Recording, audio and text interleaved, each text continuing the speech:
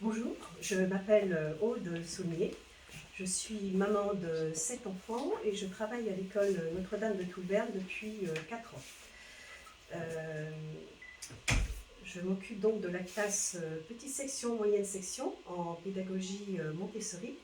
Et c'est une pédagogie qui me tient très très à cœur parce qu'elle est particulièrement adaptée aux enfants de 3-6 ans.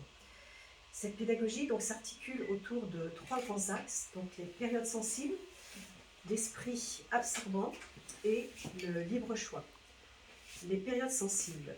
L'enfant traverse différentes périodes sensibles au cours desquelles il est particulièrement réceptif à un domaine en particulier. Tous les enfants présentent les mêmes périodes sensibles, mais pas nécessairement au même âge, ni avec la même intensité. L'adulte doit être là juste pour accompagner l'enfant. On peut essayer par exemple de faire un parallèle avec les premiers pas d'un enfant. Tous les enfants ont en eux ce qu'il leur faut pour le développement de la marche, mais nous ne décidons pas évidemment du jour où notre enfant va faire ses premiers pas. En revanche, nous serons là attentifs, présents, juste prêts à lui tendre la main au bon moment. Pour les premiers apprentissages entre 3 et 6 ans, Maria Montessori a observé que la démarche est la même que celle de la marche. Cette démarche est naturelle et respecte le rythme et les besoins de l'enfant. Le deuxième point, qui est l'esprit absorbant, c'est l'aptitude à apprendre qui est caractérisée pour le petit enfant. Maria Montessori compare l'esprit de l'enfant à une véritable éponge. On peut faire un parallèle également avec la façon dont un jeune enfant de 2 ans va apprendre sa langue maternelle. Il absorbe sans effort conscient et il doit fournir, contrairement à l'adulte, il n'a pas besoin de fournir des efforts.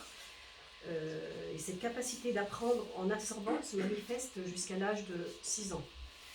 Lorsque l'enfant se retrouve dans un environnement spécialement conçu et étudié pour lui, comme dans une classe Montessori, l'enfant de lui-même ira vers un matériel plutôt que vers un autre. Pour donc concrétiser tout cela au sein d'une classe, eh bien, l'enfant a cette possibilité de libre choix. Le matériel est donc placé sur des étagères basses à hauteur des enfants. L'adulte est là pour l'accompagner. Il travaille aussi sur des petits tapis au sol.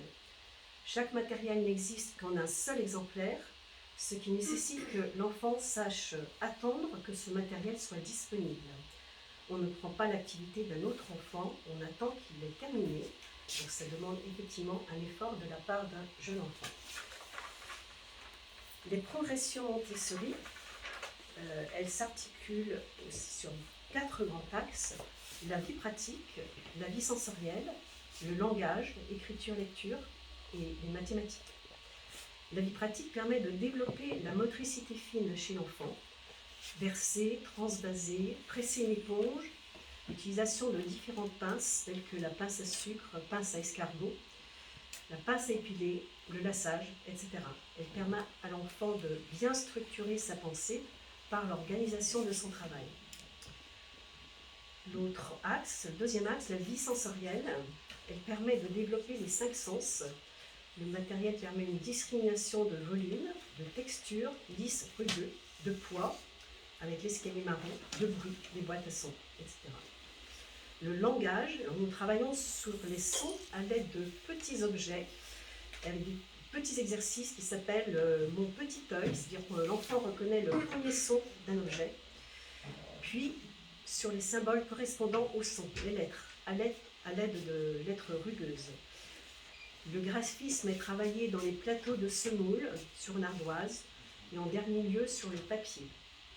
On travaille également sur des images séquentielles pour structurer la pensée, développer le langage.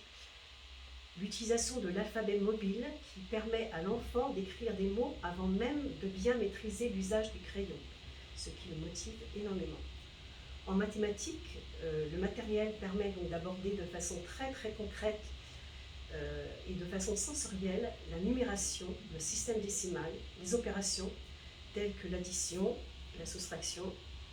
Et en moyenne section, on aborde donc l'addition sans nommer le terme, mais c'est abordé, la géométrie également. une part importante est aussi consacrée à la découverte du monde, aux arts plastiques, bricolage. En découverte du monde, par exemple, cette année, nous avons travaillé sur les phasmes, la fabrication du pain, la farine, d'où elle vient. Les enfants ont pu tous piler du blé, faire germer des graines de blé. Nous avons travaillé aussi sur la migration des oiseaux en automne. Je vais vous présenter maintenant une journée type, une journée Montessori. Après le temps d'accueil, les enfants commencent à travailler directement en atelier jusqu'à 10h30, 11h15. Ensuite, il y a un temps de regroupement où on aborde des points tels que découverte du monde, les comptines.